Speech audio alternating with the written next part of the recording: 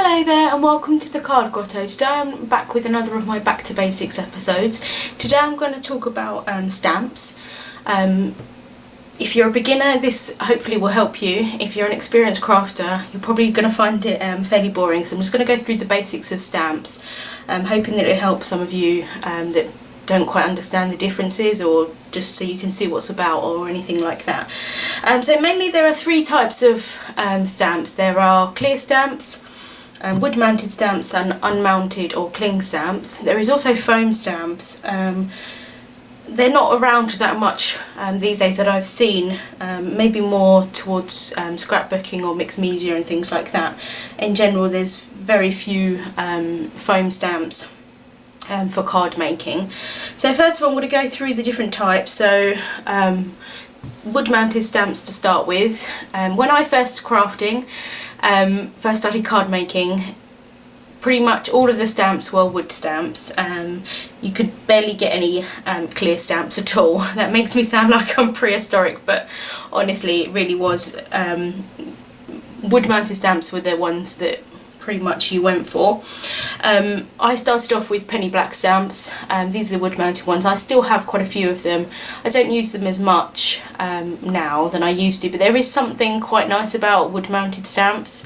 The feel of stamping with it, I'm not quite sure what it is, but it is nice to use wood mounted stamps. The downfall is, as you can see, they're quite thick, obviously harder to store than sort of the cling ones or the clear ones. They're a bit heavier, possibly maybe harder to use for people that have problems with their hands holding it, and also you can't obviously see what you're stamping when you're stamping it, which is the benefit of some of the other ones. But again, I still like wood mounted stamps. I very rarely use them though. So the wood mounted stamps, obviously as you can see they're wood, and then you've got a layer of sort of a foamy substance, and then you've got the rubber stamp there on the top. These are really good for inking with both dye inks, with pigment ink, dye ink, pigment ink, any kind of inks really. They're really good to stamp with. They do give a nice crisp impression. The ones mainly that I have left are penny black ones, and then you've got some like large Hero Arts ones still make wood ones. Not that many companies do make wood stamps nowadays. Most of them are either cling or clear. They are more expensive having wood ones as opposed to cling ones, and again obviously the downfall is that they're harder to store, but if you've got the space they are still very nice to use. Then next up is cling or unmounted ones. So there's a few companies that sell cling and unmounted. So first of all there is cling ones which come sort of already mounted. So basically they're the same as wood stamps without the wood. So they've got a layer of foam, and then you've got the rubber on there as well, and then this side is kind of like a clingy-ish surface that you can stick directly to an acrylic block, and that's the benefit of those. They are obviously a lot thinner. Again, same kind of impression that you get with wood mounted ones. They are good with the extra little bit of foam there. So penny black does some that I have, and Stampin' Up. There are lots of other companies that do them. These are just happen to be the ones that I have. Stampin' Up ones, for some reason they call them clear, but they are cling. They come in the sheets, and then you can just pop out the stamp. Again, this side is sort of like a clingy material that clings to acrylic blocks. You can add the picture of the stamp on the back, so it kind of helps you a little bit to see where you are stamping. In general, if it's not on there, I probably won't bother putting it on there. If I'm going to use unmounted stamps or cling stamps, I generally use a stamp positioner with them, or if I'm stamping something and then cutting it out or die cutting, then I won't need the stamp positioner, but otherwise I use a stamp positioner, so I don't really feel the need to add that on the back of it. And there are also companies that sell just the plain rubber on their own, This is a Sugarnelli one that I haven't actually mounted yet. As you can see, it's the bare rubber. There's no kind of foam or anything like that. You couldn't just cling this to an acrylic block. You would need to stick it down with something. There are a few different options that you could do. You could put some removable adhesive on the back and then just stick it to an acrylic block. The downfall with that is that there's no foam to it, and with the foam it kind of gives it, I personally think, a better impression.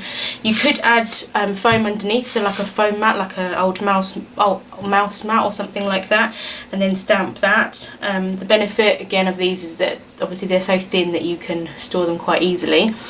Or there is easy mount or other kind of mounting supplies that you can get. So this has sticky on one side that you stick to the back of the stamp, and then the other side is the cling side, if I can get this off. The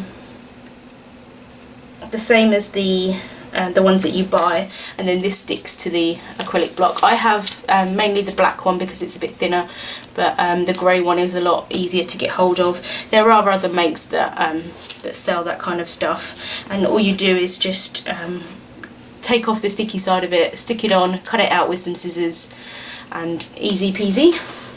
I do that with my Lily of the Valley stamps, so and then I just put them in a DVD case, and so as you can see you've got the black foam there, and that just sticks quite nicely to the acrylic block. So that is unmounted and cling. And then next up is clear stamps. Now I have a ton of clear stamps. There are two types of clear stamps. You've got photopolymer stamps and you've got acrylic or silicone stamps. By far, personally, I think the photopolymer stamps are superior.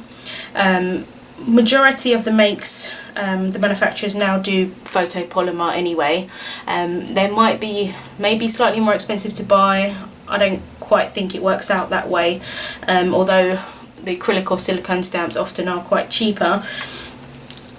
Majority of the companies now are photopolymer. So you've got Lawn Fawn, W+9, Mama Elephant, Hero Arts, Paper Smooches, Simon's Stamp, Some Odd Girl, My Favourite Things, Waltzing Mouse Stamps, Clearly Besotted, Paper Tray Ink. All of these companies do photopolymer clear stamps. So the benefit of clear stamps is that they're clear, so you can see through them. You put them on your acrylic block, you can see exactly where you're stamping. Helpful if you're stamping onto your card, if you're doing a one-layer card, or onto a base card or anything like that. These are good with both dye inks again and pigment inks. Any type of ink they're really good with. Give a nice crisp image. The only downfall with photopolymer stamps is that they do sometimes, well, they often dye the stamp over time with dye inks, but also they sometimes go a bit yellow. It hasn't damaged the stamps.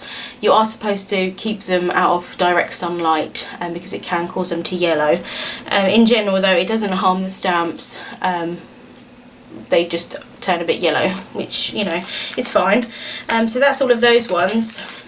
And then the other type are acrylic or silicone.